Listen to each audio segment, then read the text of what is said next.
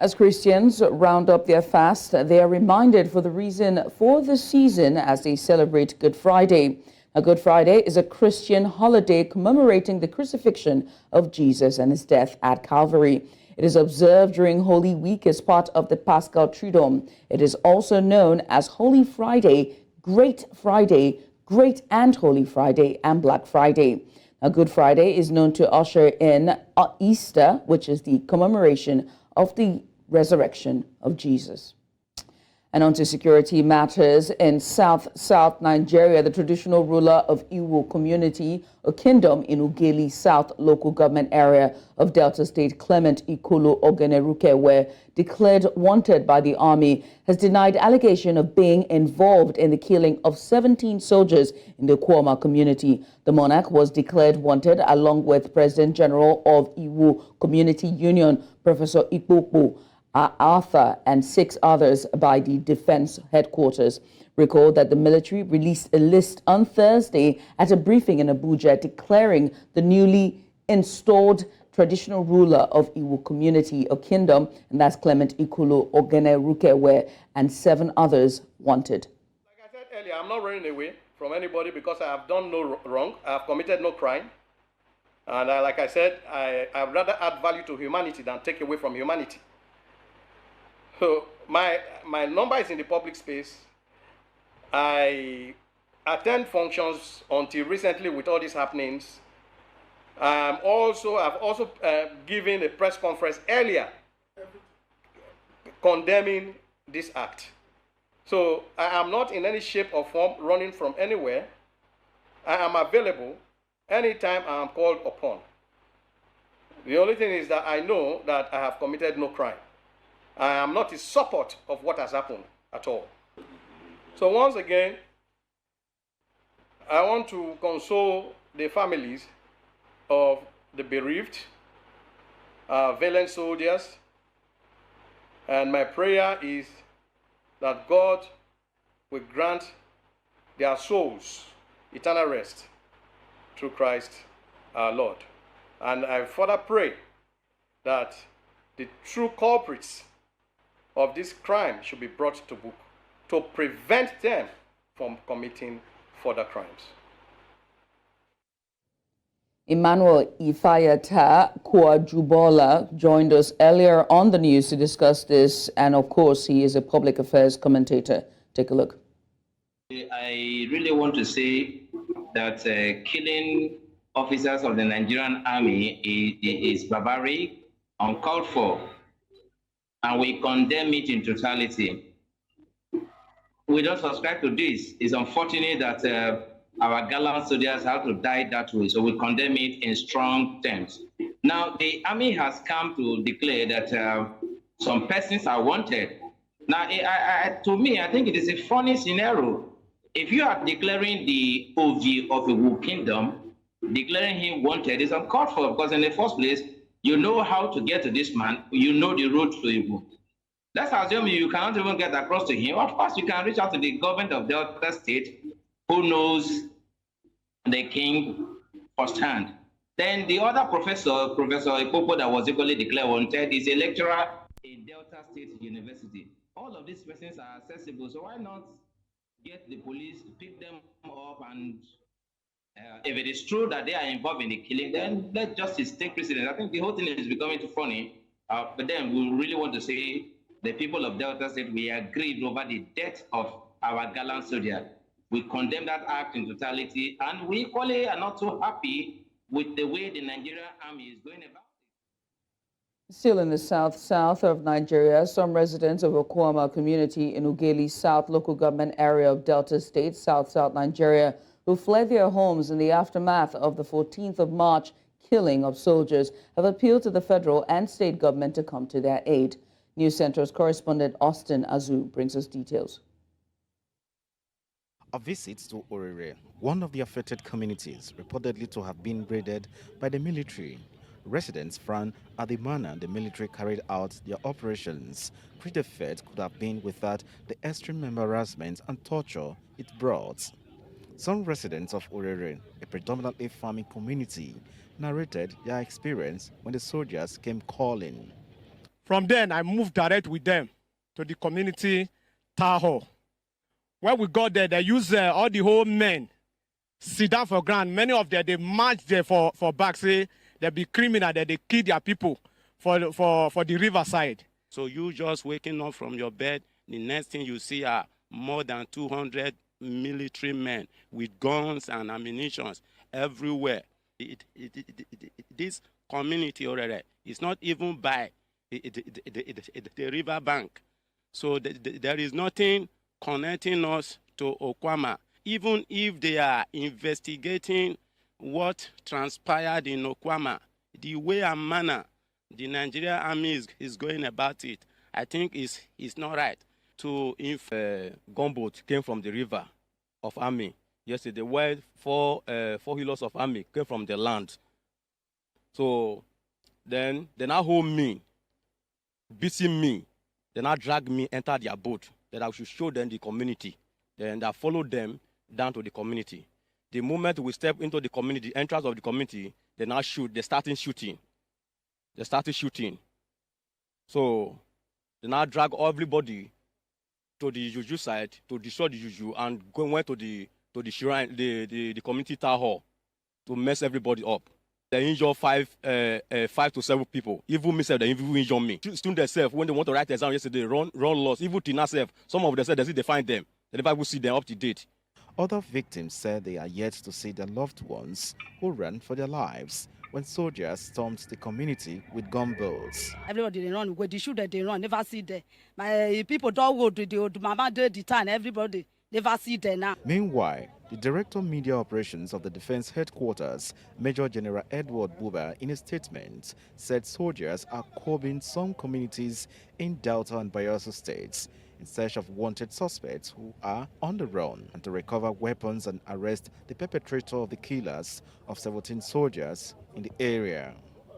In Orere community, Delta State, for News Central, I'm Austin Azu. And on to the north of Nigeria, the kidnapped and now freed school children of Government Secondary School and LEA Primary School, Kuriga, Kaduna State, earlier this evening returned to their community after 16 days in captivity. The children were released on Sunday in Zamfara State and brought to the Kaduna State Government House on Monday. They were reunited with their parents 2 days after.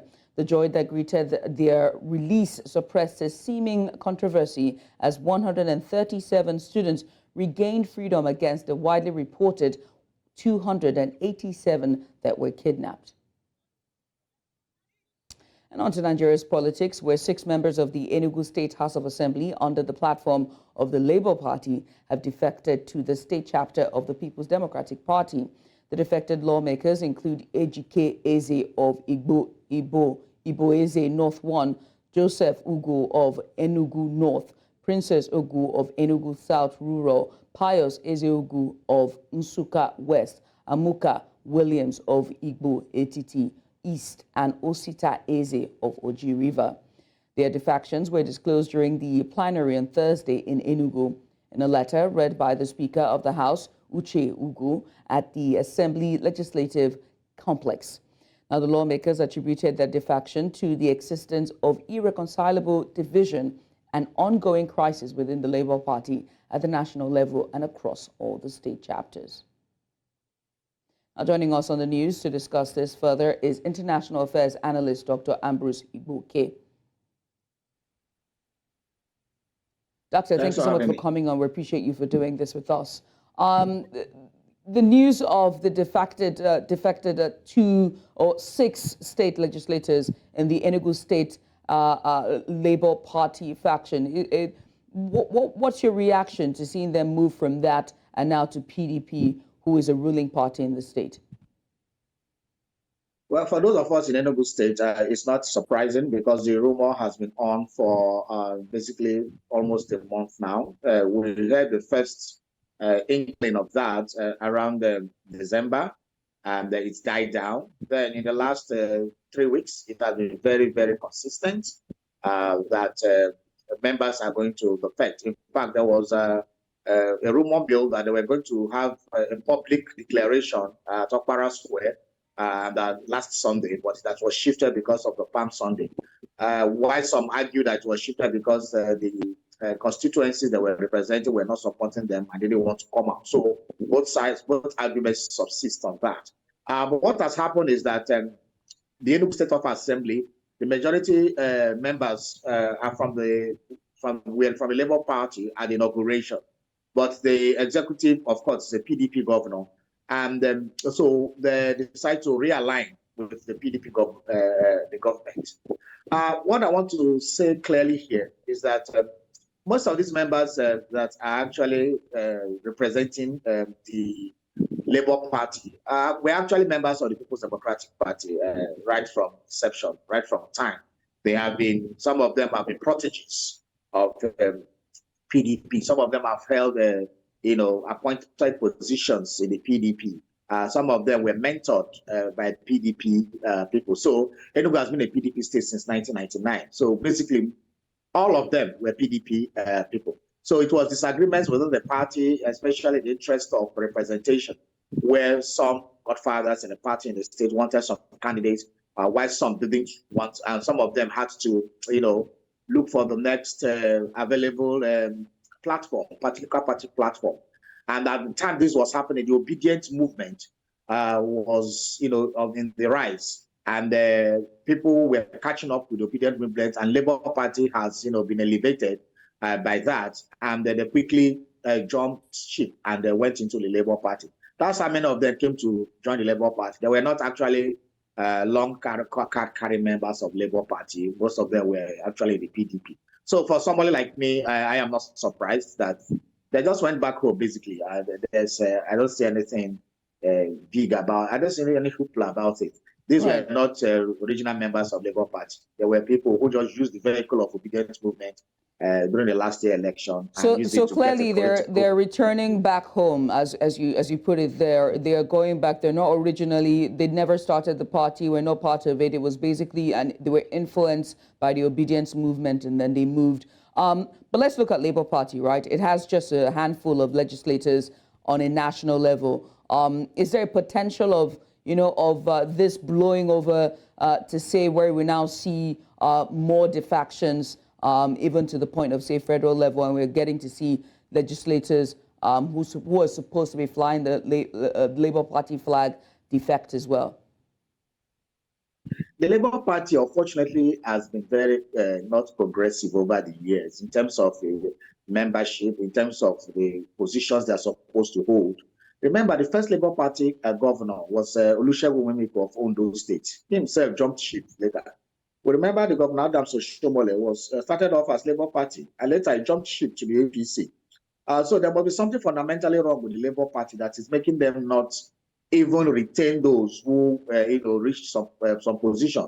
A party who has produced a governor for almost 15 years now, and has a governor also, and there has some lawmakers. It's unfortunate that the party is not moving the way it's supposed to move. And it's surprising because it is a party that's supposed to have the workers' unions and behind it and the rest, just to function like the Labour Party we have in the UK, which is a very strong party.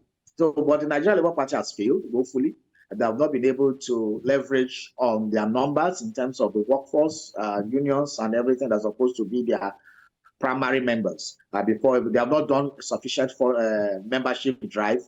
So they have just been there over the years. So it's not a good moment for them, and it's affecting them seriously. They will not be able to consolidate on high-profile membership they got, like Olusegun Ogunwusi when he was governor, the person of Adams Oshiomhole. Now Governor Oti is there. So the few members they had, they are losing them. And that was because why they leveraged last year's election was because of the P2P factor that swelled their popularity among the obedient movement. The obedient movement cut across parties and the rest, and they were able to use Labour Party as a special purpose vehicles for for producing some of the candidates. But after that being done, we are having Said Apapa faction. We are having Abure was having issues. They are still having issues of financial impropriety. The National Working Committee, they are not united. The Labour Union picketed the party secretariat the other time, the NLC. So it is a conundrum of confusion over the years. And unfortunately, even the presence of a P2B could not help them. So the Labour Party has not been able to, leverage on its opportunities. And unfortunately, in Enugu State too, after the election of 2023, every political party, members, especially the obedience, just went back to their base. Now we can see that with the contributing factors that you just mentioned, with the contributing factors you just mentioned that are bedeviling the party, you also talked about elections as well, saying that they didn't win the presidential, and those who were supporting Peter Obi, their flag bearer, had to go back to their camp. Do you think that the next election is still? I mean, it's quite a long way from now, right? But let's take a look at this, right? With what you've seen and what we're seeing so far playing out in the political landscape, do you still see the Labour Party making a strong showing in the next general elections? Well, it's too early to say, but from the indicators we are seeing now, Labour Party, if they continue in this trajectory they are going to fizzle out before 2027, and they may not have even any political state power. For example, the P2B himself, we don't know where he will pitch his tent come 2027. We remember that P2B has changed party 3 times. He was in Labour, he was in APGA, that was brought him to governorship in Anambra State. From there, he moved to PDP. And when he couldn't, it was also the same thing that made P2B move from PDP at the twilight of the primaries of the various political parties. They could not, the PDP people were not able to, you saw that they were not able to accommodate him within trades. He quickly moved and found a platform with Labour Party. So he also was not an integral part of Labour Party as a political party. He also came in as a special purpose to actualize his presidential ambition. So most of them also across the country that came onto Labour Party. So we'll see that in Nigeria, cross-carpeting and party defection is a norm, is a usual activity in Nigeria political space. But a lot of people in Enugu, when it comes to this issue of House of Assembly defecting, a lot of the grassroots people are actually at loss. Some of them are embittered. Some of them are emotionally, angry that they feel that their legislators had disappointed them, but they don't understand that politicians see this as a very, very serious venture. It's not about emotion. It's not about what you feel. It's about pragmatism. And so most of them that moved don't feel that they will leverage more. They will become more important if they are in the mainstream party. I think that's why they move. And that's what happens across the country most of the time. We are not good with opposition politics. We just want to be in the mainstream. The only person that has successfully played opposition politics so far in Nigeria political scape is Bola Ahmed Tinubu, when he was basically the only governor of the opposition in Nigeria at a particular point in time. Doctor, that was thank the you only so much. person. And the rest are just trying to be in the mainstream. Doctor, we appreciate you for doing this with us. Thank you so much. And that's Dr. Ambrose Igboke, an international affairs analyst, and he was talking to us about the party politics as it pertains to Labour Party. We'll take a short break at this point. When we come back on the other side, there's more. Don't go anywhere. And you're welcome back. You're watching News Now on News Central TV. Now, earlier on, we're talking about Good Friday, because today is Good Friday. Now, Good Friday is a Christian holiday that commemorates the crucifixion of Jesus and his death at the Calvary.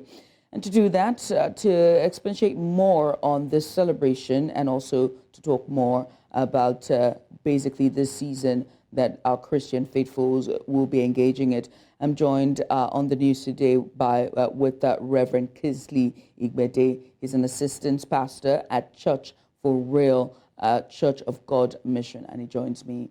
Good morning to you, Reverend. Good morning. What is the significance of Good Friday in this present day, knowing that, Jesus is said to be in heaven sitting at the right hand of God?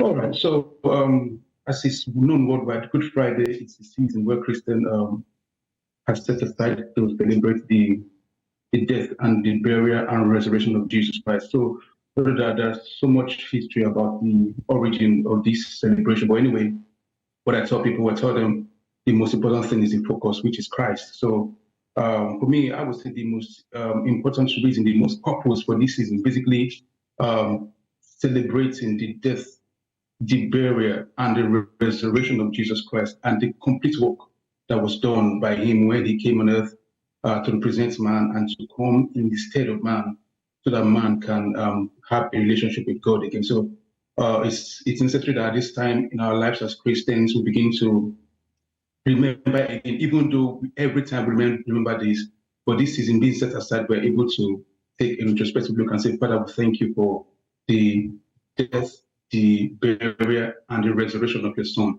for which today we have life as Christians. And yeah, I mean, Christianity in and of itself has different factions, right? We have the Roman Catholic, we have the Pentecostal, we have the Anglican, we have, there are different factions. When it comes to celebration at this time, celebrating, the crucifixion and and basically what the Christian faithfuls are called to do at this time, does it differ? Is it the same celebrations that we see? Talk to me when just what it's going to be like between today, Friday, and all the way down to Easter Monday. All right. Like you said, that there's so many factions in the Christian, let me call it religion. But I tell people a lot, when Jesus came on earth, Jesus did not come on earth to bring a religion. He did not come on earth to bring different faction of a religion. He didn't. So I tell people a lot, I said, Christianity is not a religion. So if we all read the writings of Jesus, you see his mindset, his understanding, what he came to do. He just basically came to bring life to man, and he came to, because as we all know, in the Garden of Eden, God lost that fellowship that he used to have with man, and God became alienated from man. Man became alienated from God. So Jesus coming, God wanted to establish that relationship with man, and Jesus had to come in, and he became the sacrificial lamb. So when he died, he was buried, and he resurrected. What Jesus brought to us was a life, and that life is called the real life. He did not bring Pentecostal, he did not bring Roman Catholic, he did not bring any other faction you would think about, but he brought a life, and that life, the Bible says in John 3:16, say, for God so loved the world that he gave his only begotten Son, that whosoever believeth in him should not perish but have everlasting life. That's what Jesus brought. So anybody who has come into Christ, who is now born again, what the person receives is a life, not a religion. So Christianity itself is not a religion. Yeah. So if I know this what I'm saying, I might not, the other faction might not really agree, but let's look at the writings of the Bible, Matthew, Mark, Luke, and John. Look at what Jesus said. Look at what he came to do. He did not come because if Jesus came to establish a religion, then that was only because before he came, there were so many religions already who were trying to talk to God. At least there must be some sort of uniformity between all the factions when it comes to celebrating the Easter. So from Good Friday to Easter Monday, what would be a uniformity in terms of celebrating this time, which is, I understand, is a reflective time for Christians around the world? Basically, the uniformity should be one, just focus on Christ and his finished works. What did he come to do? Why did he come? What did he come to do? Basically, and what is now the life that we have received in him? What are we supposed to be doing right now? So it's not about religious practices or going into religious activities. No, it's just about Christ. The focus should basically be about Christ. Right. So as we are during this Easter period, right, what would be your charge to Christians at this time? I understand it's a period for reflective time. You are a reverend, which means you are also like an authority. What would be your charge to Christians during this period? I would tell Christians around the world, for those, because I tell people a lot, like I said earlier on, Christianity is not a religion. For those who are born again, who has received this life that I'm talking about, the Zoe life, who have come to Christ, I would tell them it's a time to do a reflection. Yeah, this because of the Spirit of God we have in us, that Spirit reminds us of a lot of things. So it's a time to put your gaze again and begin to enjoy the benefits that comes with what Christ has done. Christ came, he died, he was buried, and he resurrected. And with this death, burial, and resurrection came benefits. So those benefits are found in the life he has given us, and that life is called the Zoe life. So it's high time as Christians begin to understand, begin to study the scriptures better, to know what comes with this life? What are the advantages? What are my benefits? What are my rights in this life that Christ has given unto me? So the more we gaze into these things, the more we become more like Christ here on earth. Reverend, thank you so much for coming on. We appreciate you for doing this with us. Thanks so much. Away from that, we turn our focus now to power in Nigeria, as Nigeria has been thrust into darkness yet again as the national electricity grid, centrally managed from Osogbo, Osun State, suffered a collapse at approximately 4:30 p.m. on Thursday, leaving millions of homes and businesses without power. Now, this development marks the fourth time the grid is collapsing since in the first 3 months of the year, adding to the challenges that has long be plagued, or rather plagued, Nigeria's power sector. According to reports from various distribution companies spanning the nation's 36 states, their feeders were rendered inactive, resulting in widespread blackouts across the country. Still on the sector power, the chairman of ECO Electricity Distribution Company, Dare Otubo, has issued a disclaimer on a publication made by a board member, Babo Egeregor. In the statement, Otubo said the attention of the board of directors has been drawn to the recent statements online and print media from Babo, supposedly acting on behalf of the board. Now, this is a state that the board of Eco Electricity Distribution PLC did not and has not authorized him to issue any statement or press release on its behalf. They also urged the general public to regard all communications from him as his personal views and does not represent the position of the board of EKEDP. Earlier, Otubo had reacted to media reports insinuating that former CEO Chinedu Sanda was still in charge.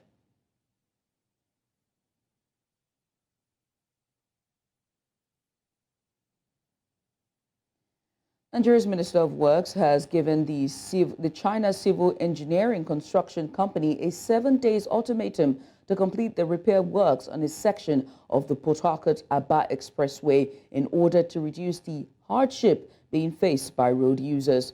The minister, during an inspection tour of several key road projects in the south and southeast regions of the country, assured that government will not compromise on quality of roads being repaired and those being constructed afresh. Amadine Uni reports. It was an inspection visit of the ongoing rehabilitation works of the Section 4 of the Enugu-Port Harcourt dual carriageway, the Aba-Port Harcourt Highway, and several others being handled by the China Civil Engineering Construction Corporation Limited. The one they have done, I think 2.5 kilometers, they did the shoulders with asphalt. But going forward, they're going to do the shoulders with concrete, and we've directed that they should also do some cutting and fill with bitumen, to create expansion joint. The minister commended the construction company for a job well done, but however gave them a 7-day ultimatum to finish the section of the Port Harcourt-Aba Expressway, saying it is causing a lot of hardship for users of the road. So I'm begging CCC and the controller and our engineers to do everything possible in the next 7 days and create a smooth sail, on this right-hand side. I will be coming back. I've been here for more than 7 times. I'll be coming again for it. I intend to visit, all projects with this frequency. This is what Mr. President directed. Those in attendance gave an overview of the quality of work seen on ground and the efforts being put in place to ensure that they are duly repaired and completed. For the 2 days we've been on the road, it's been like never before. And I want to say that I am proud that he is exceeding expectations. And I want to say that I've been vindicated that the president did not make any mistake. His passion, his expertise impacts on the design, impacts on the quality, impacts on the speed, impacts on the durability, and in fact impacts on the style of project implementation. The most important thing is not only the quality of the roads that we have seen, but the fact that it's being done at the lowest level of amount of money that they could spend. What the Honorable Minister is saving the country saving from the budget, saving the nation on the instruction of Mr. President is unquantifiable. This is democracy in action. For his constant supervision of all projects in his ministry. This is what we were lacking before. Like he said here, he's not an office minister. He moved from site to site to ensure that the jobs are done according to specification. And that is what we want in this country. The minister also called for the redesign of the second Niger Bridge bypass in Asaban, Onitsha, saying this will save government about 300 billion naira. In Abuja for News Central, I am Amadine Uyi. And continue the news in West Africa, where Senegal's anti-establishment leader Bassirou Diomaye Faye was welcomed to the presidential palace by outgoing leader Macky Sall. The meeting, which came after weeks of crisis surrounding the vote, suggested a swift and peaceful handover in the West African nation that prides itself on democratic stability in a coup-hit region. Faye was only freed from prison 10 days before the election, along with his mentor, Ousmane Sonko, who was barred from running following a criminal conviction he says was politically motivated. The outgoing president received both men in what his office called a contentious meeting, where they discussed at length the major issues for the state, as well as the inauguration ceremony. And so on elections in Senegal, the African Union on Friday congratulated anti-establishment opposition candidate Bassirou Diomaye Faye on his victory in Senegal's presidential election and hailed him the unanimous acceptance of the results. In a statement, African Union Commission President, and that's Musa Faki Mahamat, said he warmly congratulates Faye while wishing him full success in his weighty and noble charge. According to provisional results, Faye won the first round of the vote outright with 54.3%, far ahead of incumbent Macky Sall's hand-picked candidate, former Prime Minister Amadou Ba. Senegal's Constitutional Court could declare Faye the official winner before the weekend, which would make a handover possible before April 2nd, the official end of Sall's term. And on to South Africa, where its Electoral Commission said on Thursday it had excluded former President Jacob Zuma from standing in the May 29th general election. Ex-President Zuma said they received an objection which upheld Commission President Musuto Boipe without giving details. The decision can be appealed if lodged before April 2nd. Zuma was forced out of office in 2018 under a cloud of corruption allegations. He's campaigning for the opposition Mto Wizimwe party in an attempt to relaunch his career and weaken his former party, the ruling African National Congress, ANC.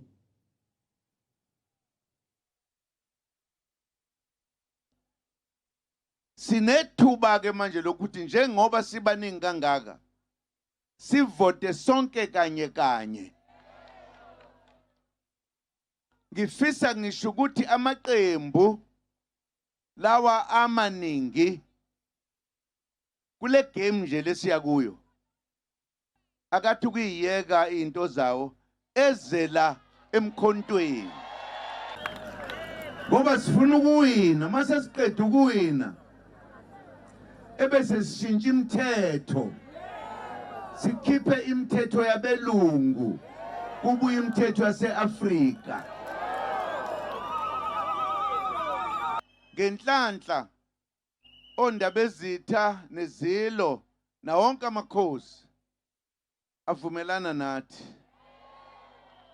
kuvuma abanikazi bomhlaba esifuna ukuthi babuye bazophatha izwe labo izwe lobaba mkhulu. Okubaluleke kakhulu ukuthi umkhonto uzoshintsha umthetho sisekelo ngedignity yethu Africans, unikeze amakhosi indawo yawo ukuthi akwazi ukubusa as ANC ibiwa neglect amakhosi. And some sad news out of South Africa, where the country's Department of Transport said 45 people have died in a bus crash that occurred Thursday in South Africa's northeastern province of Limpopo.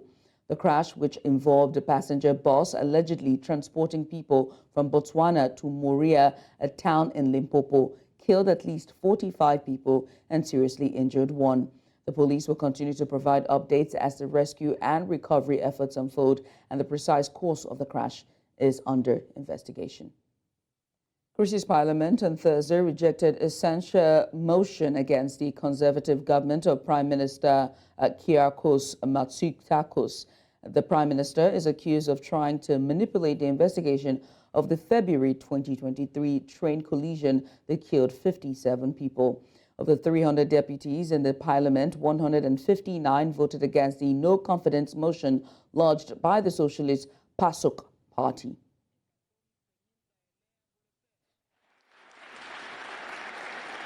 Προσπάθησα και σήμερα να περιγράψω πρωτίστως απευθυνόμενος στους συγγενείς των θυμάτων αλλά και στην κοινωνία όσο καλύτερα μπορούσα το τι έγινε ακριβώς αυτό το δυστύχημα και το τι θα κάνουμε για να μην έχουμε ποτέ ξανά άλλα τέμπη, γιατί αυτό τελικά είναι το αίτημα της κοινωνίας. Να κάνουμε τη δύναμη της λήψης αυτής της οδυνηρής εμπειρίας μια δύναμη αναδημιουργίας. Σας ζητώ να καταψηφίσετε την πρόταση της πιστείας και να υπερψηφίσετε μια κυβέρνηση που παρά τις μεγάλες δυσκολίες. The Colombian army have arrested 12 members of an armed rebel group and seizes their weapons, ammunition, and devices during an offensive in the southwest following the partial suspension of the truce. 3 members of the dissident FARC group, the Estado Mayor Central, were killed in a fight with the armed forces during the operation. The Colombian government decreed on Sunday, March 17th, to suspend the truce agreed upon with the largest faction of the peace pact with the FARC in 3 departments of the country after rebels carried out an attack on an indigenous group that left 1 woman dead and 1 injured. Esta estructura estaba generando zozobra y temor entre la población mediante las extorsiones, secuestro, reclutamiento forzado de niños, niñas y adolescentes, e instrumentalizando a los presidentes de Junta de Acción Comunal en el sur del Tolima. Se incautan 11 armas largas de tipo fusil, 1 ametralladora, 4 pistolas, proveedores, municiones de diferentes calibres, granadas de mano, radios de comunicaciones y abundante material. Residents of Haiti are calling for unity in order to resolve the crisis in the country. The country is in the grip of a situation, according to UN, and awaiting a political transition. And since the resignation of Prime Minister Ariel Henry, the governing council that aims to oversee a political transition in Haiti vowed to restore public and democratic order in its first statement to the Caribbean nation wrecked by a worsening security crisis.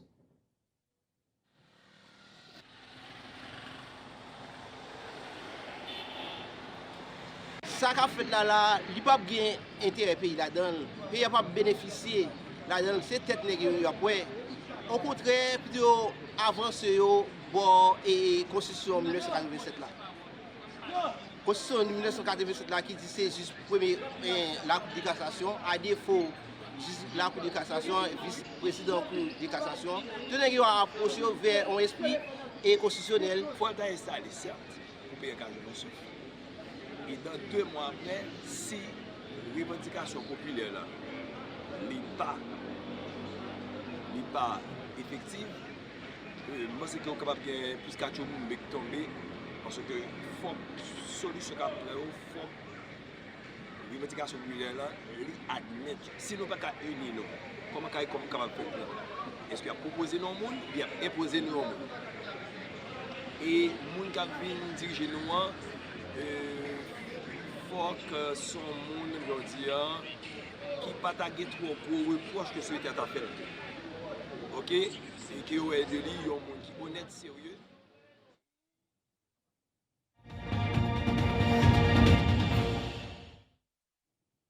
All banks in Nigeria have been given a directive to recapitalize within the next 24 months or should present an implementation plan of how it will achieve this to the Central Bank of Nigeria before April 30th. A statement signed by the Director, Financial Policy and Regulations Department of the Apex Bank, Haruna Mustafa, disclosed the minimum capital base for a commercial bank with international authorization will now be 500 billion naira. For commercial banks with national authorization, the capital base will be 200 billion naira, while regional banks are expected to build their capital base to 50 billion naira. CBN also pegged the new capital base for merchant banks at 50 billion naira, while non-interest banks with national authorization should improve to 20 billion naira capital base. Excuse me. Those with regional authorization should have a minimum of 10 billion naira capital base.